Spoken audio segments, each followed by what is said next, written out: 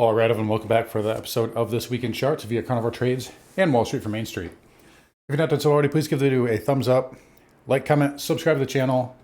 Come find Jason on Patreon.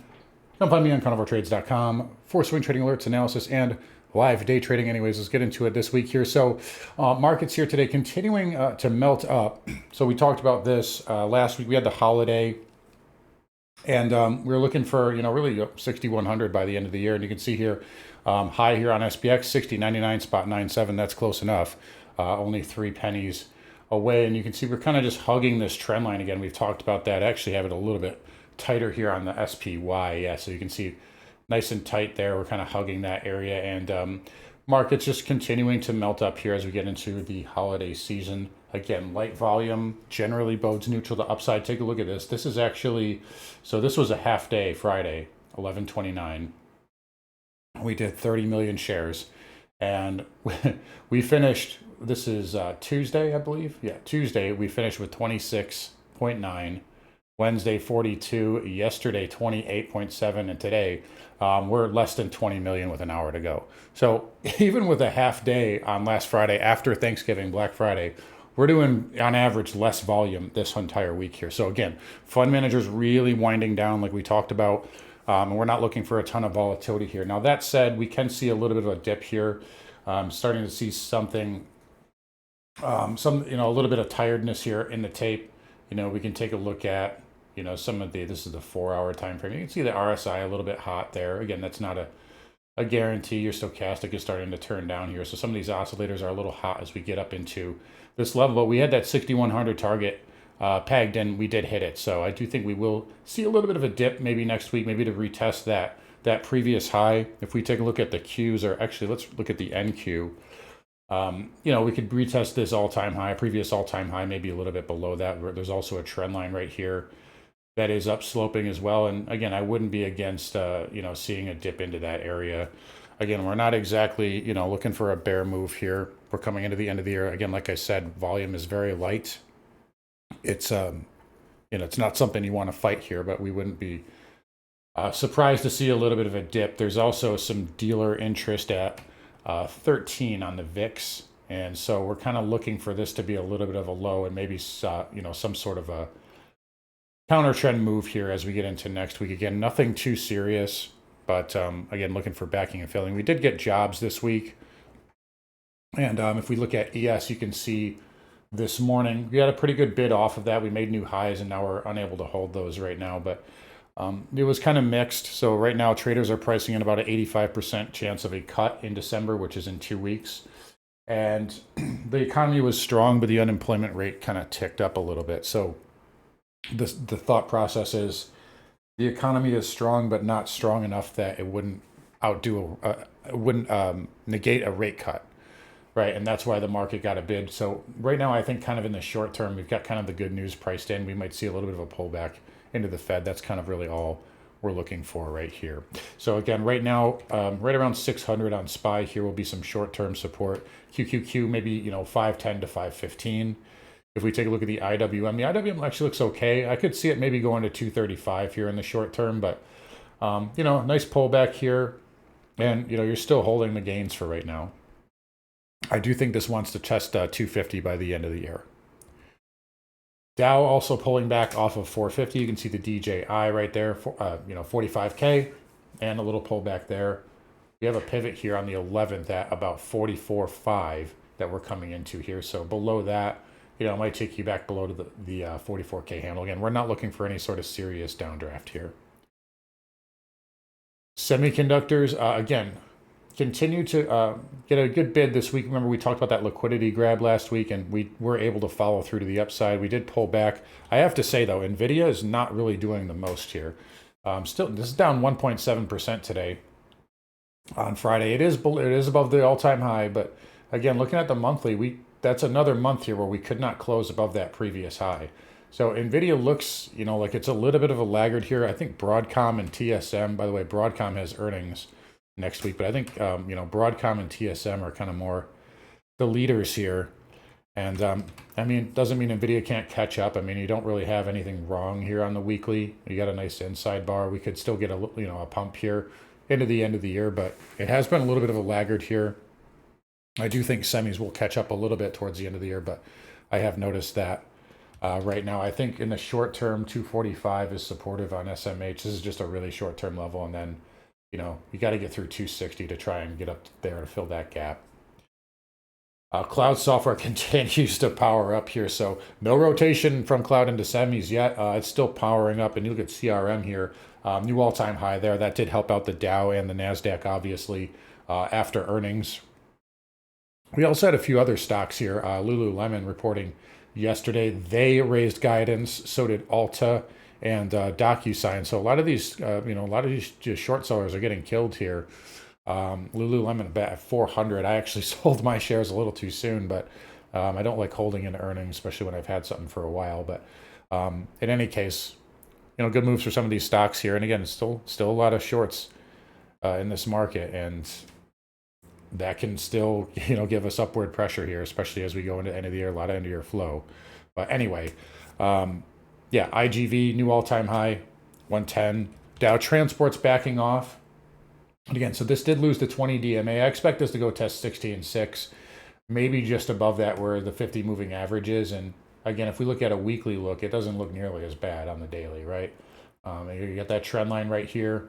You got the big green bar, so it's just kind of, I'm expecting essentially a back test of that breakout. But transport's definitely pulling in. And looking like they're getting ready to back test. Anyways, here, let's take a look at rates. So rates definitely starting to come in. So 2-year, effectively got up to my target. It has backed off, and now it's holding 4.1. We get below 4.1, I think that really starts to give the Fed more breathing room. But it's holding for now, holding that 50 moving average. And you can see 5s, 10s, and 30s all below the 50 moving average. That said, bigger picture here. By the way, wages grew in this jobs report, and revisions were up. We haven't seen that very often, have we? So there's still, we are below this blue trend line here on the 10-year, but there's still room for higher lows here. Like, there's nothing saying that can't be a thing.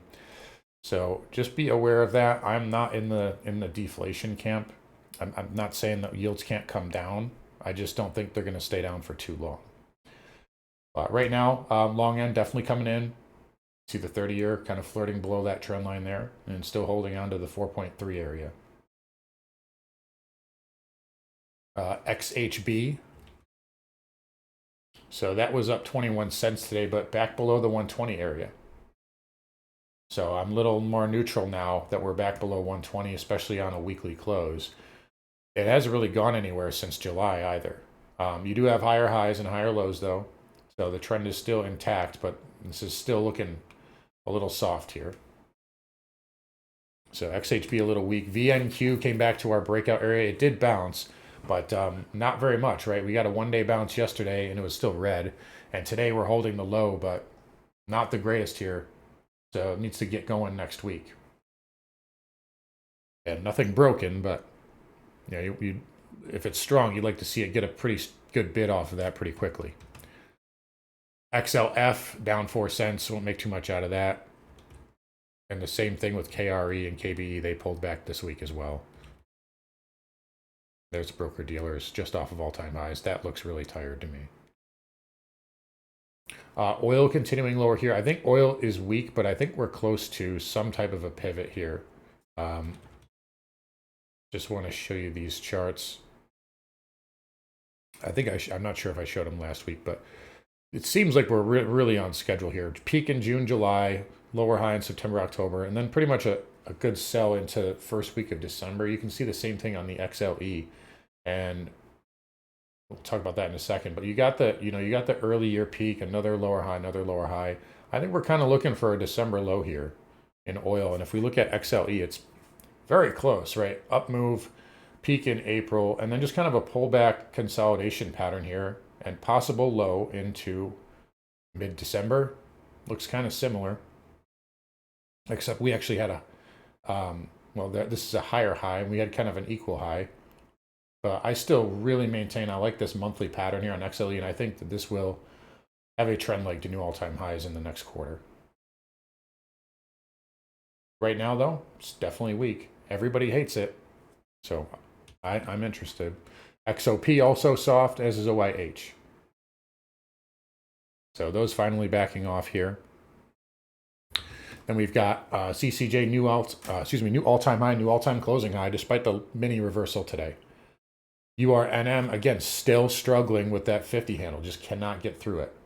So it goes through these periods here where CCJ leads the rest of the pack, right? And then there's periods where the rest of the pack leads, right? And URNJ had this big run. CCJ, yeah, it was up, but it wasn't up as much as the juniors. So this still needs to break this pivot to confirm a weekly higher low. Otherwise, we come down, this becomes a lower high, and then we're in trouble. And the same thing with NJ. They're not broken yet, nothing wrong, but they're definitely lagging CCJ by a lot. Nat gas coming in pretty sharply. I do think the highs are in on this. May get a little bit of a bounce here, but I'm not bullish into Q1. Dollar index, I know we got a messy chart here, so just forgive it, but we have a little bit of a flag. You can see the blue. I tried to put that in there so it'd be easier to see. But the reason why I'm leaving all these lines on here is because you're still coming back into this big trend line, this one here. And essentially, yeah, we had a big reversal last week, but we're just holding this area. So if bulls are ambitious, they can break us out of this little triangle, and then we can try and scoot back up to the highs. If not, then I think we can fall to 104.50, maybe 104. And the dollar seems to be a lot more reactive right now to economic data than both stocks and bonds. I mean, look at, this morning, for instance. I mean, we actually got a reaction in treasuries. You can see it right there. But we've had jobs data all week, and we've had almost no reaction to anything. Whereas the dollar has had some pretty big moves really all week long. Look at the volatility versus ZN here. A tight range, right? And then the dollar, look at how all over the map it is. So anyway, gold here, big moves coming in this. So this is getting tight. If we look at the Bollinger Band width here, look on the 4 hour, this is starting to open up. So we're getting close here to a move. I just don't know what direction it's going to be. But volatility is coming. And we've talked about this before. Gold can just, tighten up, right? Tighten the range. And I think we can see upside into Q1. It's not selling off. Now, what would change that? So if we took this pivot out, then we would start looking at it like this, right? It becomes sort of a channel here. And you could make a case it's a bull channel too. So there's nothing wrong with pulling back with a lower low if you break it out later. But for right now, I'm just looking at it naked, and I do know volatility is coming in the short term. We got the Fed in 2 weeks too. I think we'll move before that though. Silver, on the other hand, is a little bit different. We have a possible W here. So a down move, up, little back, double bottom, and now we're just flagging here. So silver, it was interesting. Silver was underperforming gold on the bounce, and now it's outperforming a little bit on the second rebound. So a little bit more consolidation here. I think this can bust through 32 and head towards 33, 33.50. But right now, still in a range. Platinum and palladium are a little soft here. I don't think there's anything to do with those right now. And then we've got copper here, which is just hammering on that 425 area. We talked about a bounce there. It got there. And you have an inside bar here on the daily. It's setting up. You can even see it on the 4 hour here. It's setting up, but you got to break 425, and then we could see, 430, 435. If not, then I think we're headed down to the upper 390 area. Lastly, Bitcoin saw a lot of volatility. We finally hit 100K though. But take a look at the margin wipe yesterday. So somebody got levered out hard on margin here, and that's typical, right? But look at Bitcoin right back up.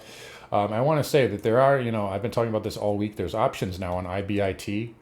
There's a lot of call interest at $60. So I think that may be a little bit of a cap right here, right in this area here on IBIT. And for Bitcoin, that's going to be, about 105. It's not perfect. It's just in that area. Basically, what I'm saying is that buyers are going to need to come in roaring if they're going to break that level right now. So I think we may have a little bit of a local high with that spinning top yesterday. It's a very strange candle to see at the highs like that. But we did see 100K, we're above it, and again, the breakout continues. Beautiful pattern here, and nothing wrong with that. The reason why I don't think there's anything really wrong either is take a look at ETH. So ETH breaking out this week as well. And if we go to a weekly, nice pattern here, beautiful impulse. So that's above 4K again, and we're doing nicely on our crypto trades here as well. So overall, again, market's holding up. No problems. It's been a tough year for really anybody looking, at the value standpoint. But this is not a value story. It's a liquidity story, right? And look at this. This is where the Treasury intervention really comes into play. So again, into end of the year, fund manager's going to wind down. And, it doesn't mean we can't pull back here, but we're not looking for a ton. At least not right now. So anyways, guys, I'll wrap it up here. Again, you guys take care. Don't forget to come find Jason on Patreon. Come find me on carnivoretrades.com. See you guys all next week.